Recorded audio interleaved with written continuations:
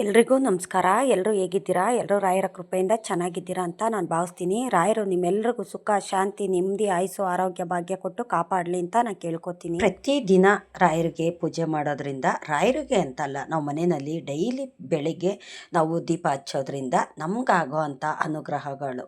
ಏಕೆ ಅಂತಂದರೆ, ನಾವು ಬರೀ ರಾಯರು ವಾರ ದಿವಸ, ನಮ್ಮ ಮನೆ ದೇವರು ವಾರ ದಿವಸ ಬರೀ ಪೂಜೆ ಮಾಡಿಬಿಟ್ಟು ನಾವು ಸುಮ್ಮನೆ ಇರೋವಂಥದ್ದಲ್ಲ. ಪ್ರತಿದಿನ ನಾವು ದೇವ್ರು ನೆನೆಸ್ಕೊಳ್ಳೋದು, ಪ್ರತಿದಿನ ನಾವು ಪೂಜೆ ಮಾಡೋದ್ರಿಂದ ನಮ್ಮ ಮನಸ್ಸಿನಲ್ಲಿ ಯಾವಾಗಲೂ ಅಷ್ಟೇ ದೇವರನ್ನೇ ನೆನೆಸ್ಕೋತಾ ಇರಬೇಕು ಅಂತ ನಾವು ಭಾವಿಸ್ತು ಅಂತಂದರೆ, ದೇವರು ಹಲವಾರು ರೀತಿಯಲ್ಲಿ ನಮಗೆ ಸೂಚನೆ ಕೊಡ್ತಾನೆ. ಏಕೆ ಅಂತಂದರೆ, ನಮಗೆ ಮುಂದೆ ಬರೋ ಕಷ್ಟಗಳನ್ನೂ ಅಷ್ಟೇ ತಡೆ ಹಿಡಿದು ನಮಗೆ ಒಳ್ಳೆ ಸೂಚನೆ ಕೊಟ್ಟು ನಮಗೆ ಒಳ್ಳೆಯದನ್ನೇ ಮಾಡ್ತಿರ್ತಾರೆ. ಬರೀ ರಾಯರು ವಾರ ದಿವಸ ಗುರುವಾರನೇ ಪೂಜೆ ಮಾಡೋದು, ನಮ್ಮ ಮನೆ ದೇವ್ರ ವಾರ ದಿವಸ ಅವತ್ತು ಮಾತ್ರ ಪೂಜೆ ಮಾಡೋದು, ಮತ್ತು ಬೇರೆ ದಿವಸ ಪೂಜೆ ಮಾಡೋದಿಲ್ಲ, ಮತ್ತು ಮನೆಯಲ್ಲೂ ಅಷ್ಟೇ ದೀಪ ಅನ್ನೋದು ಹಚ್ಚೋದಿಲ್ಲ, ದೇವ್ರ ಮನೆ ಬಾಗಿಲು ಹಾಕ್ಬಿಡೋದು, ಈ ಥರ ಮಾಡ್ತು ಅಂತಂದರೆ ಯಾವುದೇ ದೇವರಾಗಲಿ ನಮಗೆ ಅನುಗ್ರಹ ಮಾಡೋದಿಲ್ಲ. ನಾವು ಪ್ರತಿದಿನ ನಮಗೆ ಅಂತ ನಾವು ಏನೇನೆಲ್ಲ ಮಾಡ್ಕೋತೀವಿ, ಡೈಲಿ ಸ್ನಾನ ಮಾಡೋದು, ಮತ್ತು ಡೈಲಿ ಊಟ ನಾಷ್ಟ ಇದನ್ನೆಲ್ಲ ಸೇವಿಸೋದು, ಮತ್ತು ಬೇರೆ ಬೇರೆ ನಮಗೆ ಏನು ಬೇಕೋ ಅದನ್ನೆಲ್ಲ ನಾವು ಮಾಡ್ಕೋತೀವಲ್ಲ, ಅದೇ ರೀತಿಯೇ ನಾವು ದೇವ್ರುಗಳಿಗೂ ಅಷ್ಟೇ ಮಾಡಲೇಬೇಕು. ದೇವರು ಏನನ್ನು ಸಹ ಕೇಳೋದಿಲ್ಲ, ನೀನು ಅದು ಕೊಡು ಇದು ಕೊಡು, ನೀನು ಆ ಥರ ಪೂಜೆ ಮಾಡು, ನೀನು ನನಗೆ ಗಂಟೆಗಟ್ಟಲೆ ಕೂತ್ಕೊಂಡು ನೀನು ನನ್ನ ಜಪ ಮಾಡು, ನೀನು ಕೆಲ್ಸಕ್ಕೆ ಹೋಗಬೇಡ ಅಂತ ಯಾವತ್ತೂ ಕೇಳೋದಿಲ್ಲ. ದೇವರು ನಮಗೆ ಅನುಗ್ರಹ ಮಾಡಬೇಕು ಅಂತಂದರೆ ಪ್ರತಿ ದಿವಸ ನಾವು ಮನೆಯಲ್ಲಿ ದೀಪ ಪೂಜೆ ಪುನಸ್ಕಾರ ಅನ್ನೋದು ಮಾಡಬೇಕು. ಇದು ಶುಕ್ರವಾರ ಮಾಡ್ಕೊಂಡಂಥ ವಿಡಿಯೋ. ಶುಕ್ರವಾರ ಬೆಳಗ್ಗೆ ನಾನು ಬಾಗಿಲು ತೊಳೆದು ಹೊಸ್ಲಿಗೆ ಅರ್ಶಿನ ಕುಂಕುಮ ಇಟ್ಟು ರಂಗೋಲಿ ಬಿಟ್ಟು ನಾನು ಒಳಗಡೆ ಬರಬೇಕಾದ್ರೆ ಈ ಹಸು ಡೈಲಿ ಬರುತ್ತೆ. ಡೈಲಿ ಇದು ರೂಢಿ ಆಗಿಬಿಟ್ಟಿದೆ. ನಾನು ಗೇಟ್ ತೆಗ್ದಿಲ್ಲ ಅಂದರೂ ಸಹ ಗೇಟ್ ಹತ್ರನೇ ನಿಂತ್ಕೊಂಡು ನೋಡ್ತಿರುತ್ತೆ.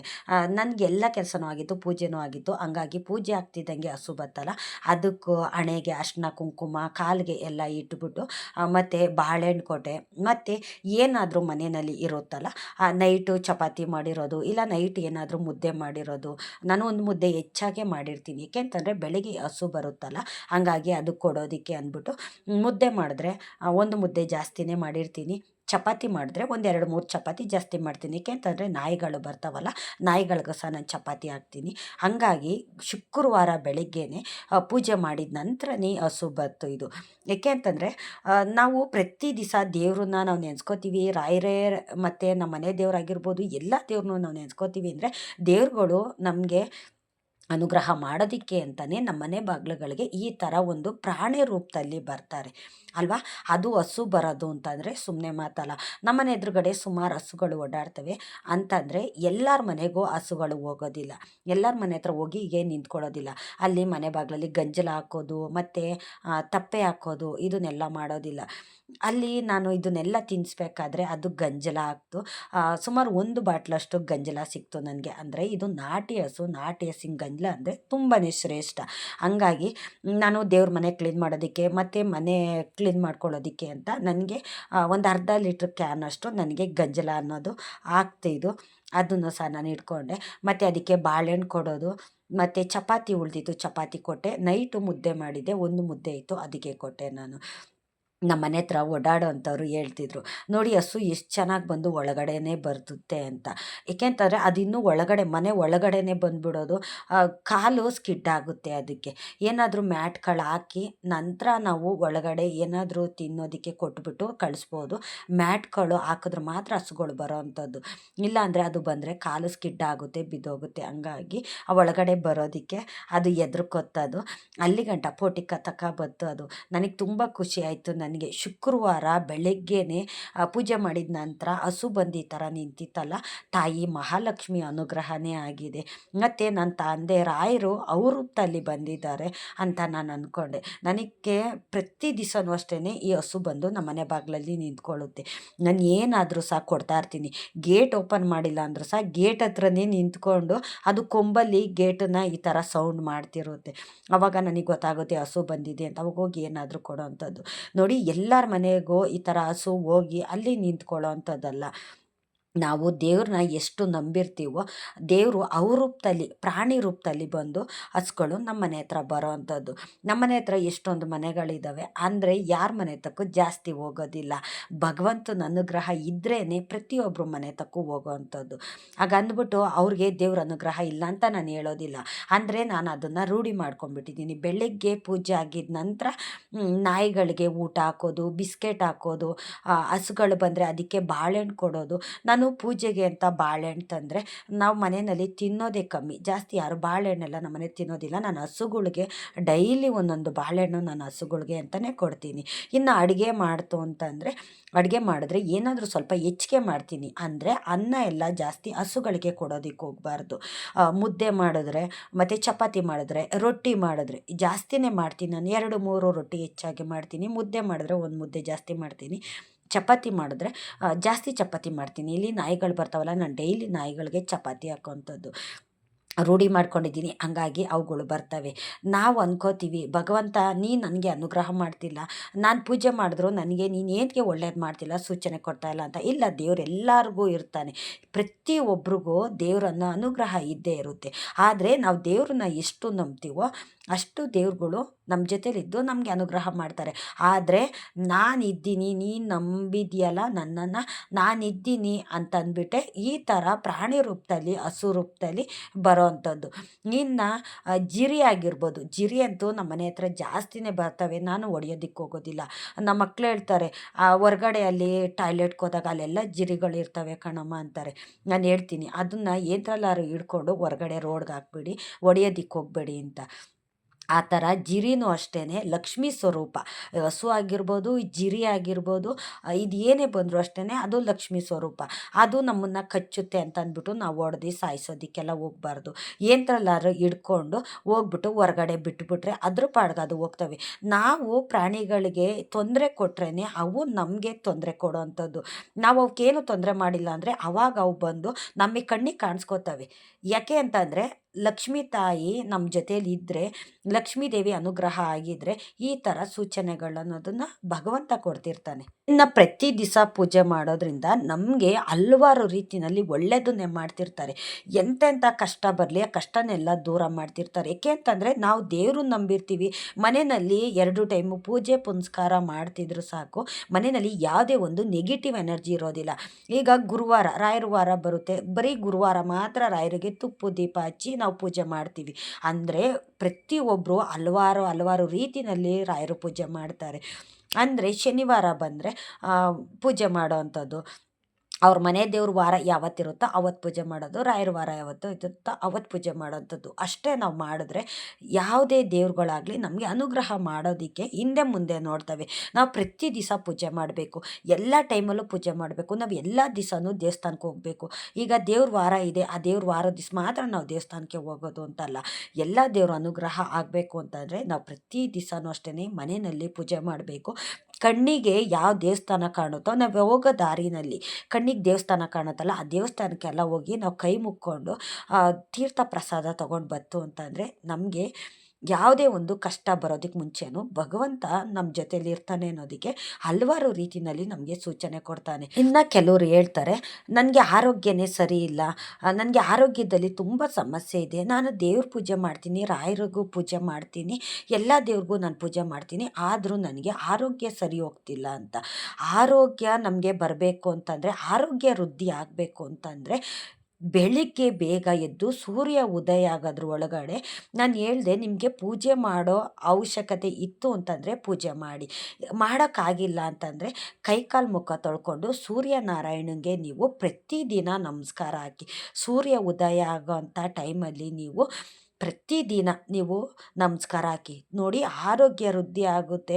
ಮತ್ತು ನಮ್ಗೆ ಆರೋಗ್ಯನೇ ಸರಿ ಇಲ್ಲ, ಯಾವಾಗಲೂ ಹುಷಾರು ತಪ್ತಾ ಇರ್ತೀವಿ. ನಮ್ಮ ಮನೆಯಲ್ಲಿ ಒಬ್ಬರಲ್ಲ ಒಬ್ಬರು ಹಿಂದಿಂದನೇ ಹುಷಾರಿಲ್ದಿರ ಮಲ್ಕೊಂಡಿರ್ತಾರೆ ಅಂತ ಹೇಳ್ತೀವಲ್ಲ, ನೋಡಿ ಅದಕ್ಕೆಲ್ಲ ಸೂರ್ಯನಾರಾಯಣಿಗೆ ನಾವು ನಮಸ್ಕಾರ ಹಾಕುವಂಥದ್ದು. ಇನ್ನು ಕೆಲವ್ರಿಗೆ ತಲೆನೋವು ಅನ್ನೋದು ಬರುತ್ತೆ, ತಲೆನೋವು ಜಾಸ್ತಿ ಬರ್ತಿರುತ್ತೆ. ಅವ್ರು ಎಷ್ಟು ಶಾಪುಗಳಿಗೆ ತೋರಿಸಿದ್ರು, ಹಾಸ್ಪಿಟ್ಲಿಗೆ ತೋರಿಸಿದ್ರು, ಎಷ್ಟೇ ಮೆಡಿಷನ್ ತೊಗೊಂಡ್ರು ಅವ್ರಿಗೆ ಹುಷಾರಾಗೋದಿಲ್ಲ. ಅದಕ್ಕೆಲ್ಲ ಒಂದೇ ಕಾರಣ ಅಂತಂದರೆ ಸೂರ್ಯನಾರಾಯಣಿಗೆ ನಾವು ನಮಸ್ಕಾರ ಹಾಕುವಂಥದ್ದು. ಯಾವಾಗೋ ಎದ್ದು ನಾವು ಸೂರ್ಯನಿಗೆ ನಮಸ್ಕಾರ ಹಾಕೋತದಲ್ಲ, ಸೂರ್ಯ ಉದಯ ಆಗೋದ್ರ ಒಳಗಡೆ ಎದ್ದುಬಿಟ್ಟು ಕೈಕಾಲು ಮುಖ ತೊಳ್ಕೊಂಡು ಭೂಮಿ ತಾಯಿಗೆ ನಮಸ್ಕಾರ ಹಾಕಿ ಸೂರ್ಯನಾರಾಯಣಿಗೆ ನಮಸ್ಕಾರ ಆಗ್ತು ಅಂತಂದರೆ ಆರೋಗ್ಯ ಸರಿ ಇಲ್ದೋರ್ಗೂ ಸಹ ಆರೋಗ್ಯ ಕೊಡ್ತಾರೆ ಭಗವಂತ. ನಿಮ್ಗೇನು ಹುಷಾರಿಲ್ಲ ಅಂತೀರ ನೋಡಿ, ಅದನ್ನೆಲ್ಲ ಕಮ್ಮಿ ಮಾಡ್ತಾ ಬರ್ತಿರ್ತಾರೆ. ಇದು 100% ಸತ್ಯ.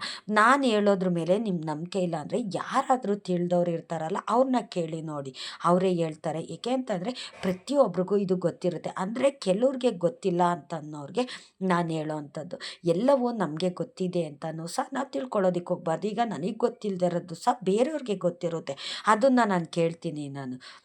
ನನಗೆ ಯಾರೋ ಒಬ್ಬರು ಕೇಳ್ತಿದ್ರು, ನನಗೆ ತುಂಬ ಅಂದರೆ ತುಂಬ ತಲೆನೋವು ಬರ್ತಿರುತ್ತೆ, ಆರೋಗ್ಯ ಸಮಸ್ಯೆ ಇದೆ ಅಂತ. ನಾನು ಅವ್ರಿಗೆ ಹೇಳಿದ್ದೆ ಇಷ್ಟು: ನೀವು ಬೆಳಿಗ್ಗೆ ಸೂರ್ಯ ಉದಯ ಆಗೋದ್ರೊಳಗಡೆ ಎದ್ದುಬಿಡಿ, ಎದ್ದು ಕೈಕಾಲು ಮುಖ ತೊಳ್ಕೊಂಡು ಭೂಮಿ ತಾಯಿಗೆ ನಮಸ್ಕಾರ ಹಾಕಿ ನಂತರ ನೀವು ಸೂರ್ಯ ದೇವನಿಗೆ ಸೂರ್ಯನಾರಾಯಣಿಗೆ ನಮಸ್ಕಾರ ಹಾಕಿ. ನಿಮಗೇನು ಆಗ್ತಿದೆ, ಏನು ಆರೋಗ್ಯದಲ್ಲಿ ಸಮಸ್ಯೆ ಇದೆ ಅದನ್ನೆಲ್ಲ ಸೂರ್ಯನಾರಾಯಣಿಗೆ ಹತ್ರ ಹೇಳ್ಕೊಂಡು ನಮಸ್ಕಾರ ಹಾಕಿ ನೀವು ಡೈಲಿ ಇದನ್ನು ನೀವು ಪಾಲಿಸ್ತಾ ಬನ್ನಿ. ನೋಡಿ ನಿಮ್ಗೆ ಯಾವ ಥರ ಆರೋಗ್ಯ ವೃದ್ಧಿ ಆಗುತ್ತೆ ಅಂತ. ನಾವು ಸೂರ್ಯನಾರಾಯಣಿಗೆ ನಮಸ್ಕಾರ ಹಾಕೋದು ಬರೀ ಆರೋಗ್ಯ ವೃದ್ಧಿ ಆಗುತ್ತೆ ಅಂತಲ್ಲ, ಎಲ್ಲ ರೀತಿಯಲ್ಲೂ ನಿಮ್ಮ ಕಷ್ಟ ಏನಿದೆ ಅದನ್ನು ನೀವು ಸೂರ್ಯನಾರಾಯಣನ ಹತ್ರ ಹೇಳ್ಕೊಳ್ಳಿ. ನೀವು ಪ್ರತಿಯೊಂದು ವಿಚಾರ ಆಗಿರ್ಬೋದು ಭಗವಂತನ ಪಾದಕ್ಕೆ ನಾವು ಹಾಕಬೇಕು. ಏಕೆಂತಂದರೆ ನಾವು ಜನದ ಕೈಲಿ ಹೇಳಿದ್ರೆ ಅವರು ಏನೋ ಒಂದು ಸಲಹೆ ಕೊಡ್ತಾರೆ, ಅಲ್ಲಿ ಔಷಧಿ ತಗೋ, ಇಲ್ಲಿ ಔಷಧಿ ತಗೋ, ಈ ಥರ ಅಂತ ಹೇಳ್ತಾರೆ. ಆದರೆ ನಾವು ದೇವ್ರ ಹತ್ರ ಹೇಳ್ಕೊತು ಅಂತಂದರೆ ಎಲ್ಲ ವಿಚಾರದಲ್ಲೂ ನಮಗೆ ಒಳ್ಳೆಯದನ್ನೇ ಮಾಡ್ತಿರ್ತಾರೆ. ನಾವು ಜನದ ಹತ್ರ ಹೇಳ್ಕೊಳ್ಳೋದಕ್ಕಿಂತ ಎಲ್ಲ ವಿಷಯನೂ ನಿಮಗೇನು ಹೇಳ್ಕೊಳಕ್ಕಾಗೋದಿಲ್ಲ ನೋಡಿ ಜನದ ಹತ್ರ, ಆ ವಿಷಯನೆಲ್ಲ ನೀವು ದೇವ್ರ ಹತ್ರ ಕುತ್ಕೊಂಡು ಹೇಳ್ಕೊಳ್ಳಿ. ಪ್ರತಿದಿನ ನೀವು ತಪ್ಪದೇ ಮನೆಯಲ್ಲಿ ಪೂಜೆ ಮಾಡಿ, 2 ಟೈಮು ಮಾಡಿ ಅಂತ ಕೇಳೋದಿಲ್ಲ ನಾನು. ಏಕೆಂತಂದರೆ ಬೆಳಗ್ಗೆ ಎದ್ದ ತಕ್ಷಣ ನೀವು ಮನೆಯಲ್ಲಿ ಪೂಜೆ ಮಾಡಿ, ಮನೆಯಲ್ಲಿ ಡೈಲಿ ಪೂಜೆ ಪುನಸ್ಕಾರ ಮಾಡ್ತಿದ್ರೆ ನಮ್ಮ ಮನಸ್ಸಿನಲ್ಲಿ ಯಾವಾಗಲೂ ದೇವರನ್ನೇ ನೆನೆಸ್ಕೋತಾ ಇದ್ದರೆ ಎಂಥ ಕಷ್ಟ ಬರಲಿ, ನೀವೇನು ಅಂದ್ಕೊಂಡಿದ್ದೀರಾ ನೋಡಿ ಅದನ್ನೆಲ್ಲ ಭಗವಂತ ಕೊಡ್ತಿರ್ತಾನೆ. ಇದು 100% ಸತ್ಯ. ಏಕೆ ಅಂತಂದರೆ ಸುಮಾರು ಜನ ದೇವಸ್ಥಾನ ಅಂತಂದರೆ ತುಂಬಾ ನಂಬ್ತಾರೆ, ತುಂಬ ದೇವಸ್ಥಾನಗಳ್ಗೆ ಹೋಗ್ತಾರೆ. ಏಕೆ ಅಂತಂದರೆ ಹಿಂದೆ ನಾನು ನೋಡಿದಾಗೆ ಜಾಸ್ತಿ ದೇವ್ರನ್ನು ನಂಬ್ತಿರ್ಲಿಲ್ಲ. ಅಂತಂದರೆ ನಾನು ಚಿಕ್ಕದ್ರಿಂದ ನೋಡ್ತಿದ್ದಾಗೆ ಬರೀ ವಾರದ ದಿವಸ ಅಷ್ಟೇ, ಅಂದರೆ ಶನಿವಾರ ವಾರ ಇರುತ್ತಲ್ಲ, ಶನಿವಾರ ಮಂಗಳವಾರ ಅಷ್ಟೇ ವಾರ ಮಾಡ್ತಿದ್ದಂಥದ್ದು.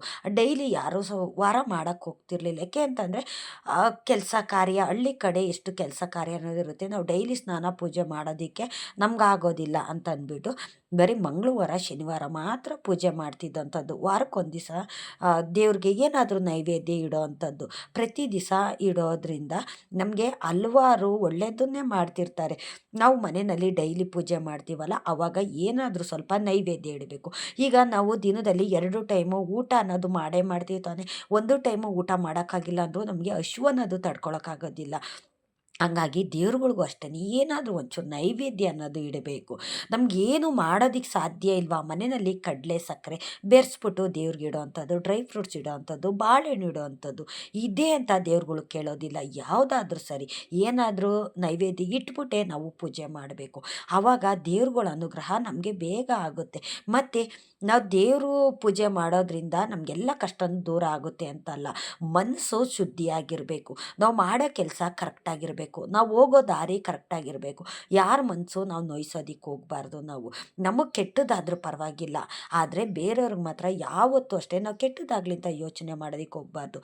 ಈಗ ಶತ್ರುಗಳಿರ್ತಾರೆ ಅಂತಂದರೆ ನಮ್ಗೆ ಯಾರಾದರೂ ಮಾತಾಡ್ದಿರೋ ಅಂಥವ್ರು, ನಮ್ಮ ಕಂಡ್ರೆ ಆಗದಿರೋ ಅಂಥವ್ರು, ಇವರೆಲ್ಲರೂ ಇರ್ತಾರಲ್ಲ, ನೀವು ಡೈಲಿ ನೀವು ದೇವ್ರ ಹತ್ರ ಕೇಳ್ಕೊಳ್ಳಿ, ನನ್ನ ಶತ್ರುಗಳ್ನು ಸಹ ನನ್ನ ಹತ್ರ ಬಂದು ಮಾತಾಡೋ ಥರ ಮಾಡಿ ತಂದೆ, ನನ್ನ ಅವರ ಮಧ್ಯೆ ಅಡ್ಡಗೋಡೆ ಕಟ್ಟಬೇಡ ಭಗವಂತ. ಏಕೆ ಅಂತಂದರೆ ನಾವು ಬೆಳೆಸ್ತಾ ಹೋಯ್ತು ಅಂತಂದರೆ ಬೆಳೀತಾನೆ ಹೋಗ್ತಿರುತ್ತೆ, ಯಾವುದೂ ಅಷ್ಟೇ ಸರಿ ಹೋಗೋದಿಲ್ಲ. ದೇವ್ರ ಹತ್ರ ಕೇಳ್ಕೋಬೇಕು. ನನ್ನ ಹತ್ರ ಅವರು ಮಾತಾಡ್ತಿಲ್ಲ, ನನ್ನ ಕಂಡ್ರೆ ಅವ್ರಿಗೆ ಆಗ್ತಿಲ್ಲ, ನನಗೆ ಹಲವಾರು ವಿಷಯದಲ್ಲಿ ನನಗೆ ತೊಂದರೆ ಅನ್ನೋದು ಕೊಡ್ತಿದ್ದಾರೆ. ಯಾವ ತೊಂದರೆನೂ ಅವರು ನನಗೆ ಕೊಡೋದು ಬೇಡ, ನನ್ನಿಂದನೂ ಯಾವುದೇ ತೊಂದರೆ ಅವ್ರಿಗೆ ಆಗೋದು ಬೇಡ. ನನಗೆ ಶತ್ರು ಅಂತ ಯಾರಿದ್ದಾರೋ ಅವ್ರನ್ನೆಲ್ಲ ನನ್ನ ಜೊತೆಯಲ್ಲಿ ಒಡನಾಟ ಇಟ್ಕೊಂಡು ನನ್ನ ಜೊತೆ ಚೆನ್ನಾಗಿರೋ ಥರ ಮಾಡು ಭಗವಂತ ಅಂತ ಈ ಥರ ನಾವು ಕೇಳ್ತು ಅಂತಂದರೆ, ಎಷ್ಟೇ ಶತ್ರುಗಳಾಗಿರಲಿ, ಎಷ್ಟೇ ಅವರು ನಮಗೆ ಕೆಟ್ಟದ್ದು ಮಾಡಿರಲಿ, ಅಂಥವ್ರನ್ನೂ ಸಹ ನಮ್ಮ ಜೊತೆ ಮಾತಾಡೋ ಥರ ಮಾಡ್ತಾರೆ ದೇವ್ರುಗಳು. ಇದು ನನಗೆ ಸುಮಾರು ಅನುಭವ ಆಗಿದೆ. ಏಕೆ ಅಂತಂದರೆ, ಕೆಲವರು ನಾವು ಬೆಳೆಯೋದು ನೋಡಿ ಸಹಿಸ್ಕೊಳ್ಳೋದಿಲ್ಲ, ನಮ್ಮನ್ನು ನೋಡಿ ಏನಾದರೂ ಮಾಡಿ ಇವ್ರನ್ನ ಕೆಳಗೆ ತುಳಿಬೇಕು ಅಂತಲೇ ಪ್ರತಿಯೊಬ್ಬರಿಗೂ ಸಹ ಶತ್ರು ಅನ್ನೋದು ಇದ್ದೇ ಇರ್ತಾರೆ. ಸಂಬಂಧದಲ್ಲಾಗಿರ್ಬೋದು, ಇಲ್ಲ ಬೇರೆ ಜನಗಳೇ ಆಗಿರ್ಬೋದು, ಇಲ್ಲ ಮಾಡೋ ಕೆಲಸದವಲೇ ಆಗಿರ್ಬೋದು, ಈ ಥರ ಶತ್ರುಗಳನ್ನೋದು ಒಬ್ಬರಾದರೂ ಇದ್ದೇ ಇರ್ತಾರೆ. ನಮ್ಗೆ ಯಾವ ಶತ್ರುಗಳು ಇಲ್ಲ, ನಮ್ಮನ್ನು ಕಂಡ್ರೆ ಯಾರಿಗೂ ಆಗೋದಿಲ್ಲ ಅಂತ ಹೇಳೋಕ್ಕಾಗೋದೇ ಇಲ್ಲ. ಯಾವ ಥರನಾದರೂ ಒಬ್ಬ ಶತ್ರು ಅನ್ನೋದು ಇದ್ದೇ ಇರ್ತಾರೆ. ನೋಡಿ, ಎಷ್ಟೇ ಕಠೋರವಾದಂಥ ಶತ್ರು ಇದ್ದರೂ ಸಹ ಅವ್ರು ನಿಮ್ಮ ಜೊತೆ ಬೆರೆಯೋ ಥರ ಮಾಡ್ತಾರೆ. ನಿಮ್ಮ ಜೊತೆ ಅಣ್ಣ ತಮ್ಮ ಅಕ್ಕ ತಂಗಿ ಥರ ಬರೋ ಥರ ಮಾತಾಡಿಸ್ಕೊಂಡು ಅವರಾಗಿ ಬರ್ತಾರೆ. ನಾನು ಸುಮಾರು ಇದನ್ನು ಪರೀಕ್ಷೆ ಮಾಡಿದ್ದೀನಿ. ನಾನು ದೇವ್ರನ್ನ ಕೇಳ್ಕೊಳ್ಳೋದೇ ಇಷ್ಟು, ನಾನು ಯಾರನ್ನೂ ಶತ್ರು ಥರ ನಾನು ನೋಡೋದಿಲ್ಲ. ನನ್ನನ್ನು ಯಾರು ಶತ್ರು ಥರ ನೋಡ್ತಾರೋ ಅವ್ರನ್ನೂ ಸಹ ನನ್ನ ಜೊತೆ ಅಕ್ಕ ತಂಗಿ ಥರ, ಅಣ್ಣ ತಮ್ಮದಿರ ಥರ ಬೇರೆ ಥರ ಮಾಡು ತಂದೆ. ಏಕೆ ಅಂತಂದರೆ, ನಾವು ಇವತ್ತು ಇರ್ತೀವಿ, ನಾಳೆ ಇರ್ತೀವೋ ಇರೋಲ್ವೋ ಗೊತ್ತಿಲ್ಲ. ನೀರಿನ ಮೇಲೂ ಗುಳ್ಳೆ ಥರ ನಮ್ಮ ಜೀವನ. ಎಷ್ಟು ದಿನ ಇರ್ತೀವೋ ಅಷ್ಟು ದಿನ ನಾವು ಎಲ್ಲರ ಜೊತೆ ಚೆನ್ನಾಗಿರಬೇಕು ಅನ್ನೋದೇ ನಮ್ಮ ಉದ್ದೇಶ ಆಗಿರುತ್ತೆ. ನಮ್ಮ ಉದ್ದೇಶ ಏನಿದೆ, ನಮ್ಮ ಬಯಕೆ ಏನಿದೆ, ನಮ್ಮ ಆಸೆ ಏನಿದೆ, ಎಲ್ಲನೂ ಭಗವಂತನ ಪಾದಕ್ಕೆ ಹಾಕ್ತು ಅಂತಂದರೆ, ನೀವು ಯಾರನ್ನ ಶತ್ರು ಅಂತ ಅಂದ್ಕೊಂಡಿದ್ದೀರಲ್ಲ ಅವರೆಲ್ಲ ನಿಮ್ಮ ಜೊತೆ ಬಂದು ನಿಮ್ಮ ಜೊತೆ ಅನ್ಯೋನ್ಯವಾಗಿ ಇರೋ ಥರ ನನ್ನ ತಂದೆ ರಾಯರು ಮುಕ್ಕೋಟಿ ದೇವತೆಗಳು ಮಾಡ್ತಾರೆ. ಇದು 100ಕ್ಕೆ 100ರಷ್ಟು ಸತ್ಯ. ನೀವು ಪ್ರತಿ ದಿವಸ ಮನೆಯಲ್ಲಿ ಪೂಜೆ ಪುನಸ್ಕಾರ ಅಂತ ಮಾಡಿ, ನಾವು ಡೈಲಿ ಇದೇ ಥರ ಮಾಡಬೇಕು ಅಂತಲ್ಲ, ನಿಮ್ಗೆ ಏನು ಸಾಧ್ಯನೋ ಆ ರೀತಿಯಲ್ಲಿ ನೀವು ಪೂಜೆ ಮಾಡಿ. ಅಂದರೆ ಡೈಲಿ ಮನೆಯಲ್ಲಿ ಧೂಪ ದೀಪ ಅನ್ನೋದು ನಾವು ಹಾಕ್ತು ಅಂತಂದರೆ ನೆಗೆಟಿವ್ ಎನರ್ಜಿ ದೂರ ಆಗುತ್ತೆ. ಪಾಸಿಟಿವ್ ಎನರ್ಜಿ ಅನ್ನೋದು ಭಗವಂತ ನಮಗೆ ಕೊಡ್ತಾನೆ. ನಾವೇನು ದೇವ್ರನ್ನ ಕೇಳ್ಕೊಳ್ಳೋದೇ ಬೇಡ, ನಮ್ಗೇನು ಬೇಕು ಅನ್ನೋದನ್ನ ಭಗವಂತನೇ ಕೊಟ್ಬಿಡ್ತಾನೆ. ಇಷ್ಟೊತ್ತು ನನ್ನ ವಿಡಿಯೋ ನೋಡಿದ್ದಕ್ಕಾಗಿ ತುಂಬ ಹೃದಯದ ಧನ್ಯವಾದಗಳು. ರಾಯರು ನಿಮ್ಮೆಲ್ರಿಗೂ ಸುಖ ಶಾಂತಿ ನೆಮ್ಮದಿ ಆಯುಸ್ಸು ಆರೋಗ್ಯ ಭಾಗ್ಯ ಕೊಟ್ಟು ನೀವು ಬೇಡಿದಂಥ ವರ ಕೊಡಲಿ ಅಂತ ನಾನು ರಾಯರ ಹತ್ರ ಕೇಳ್ಕೊತೀನಿ.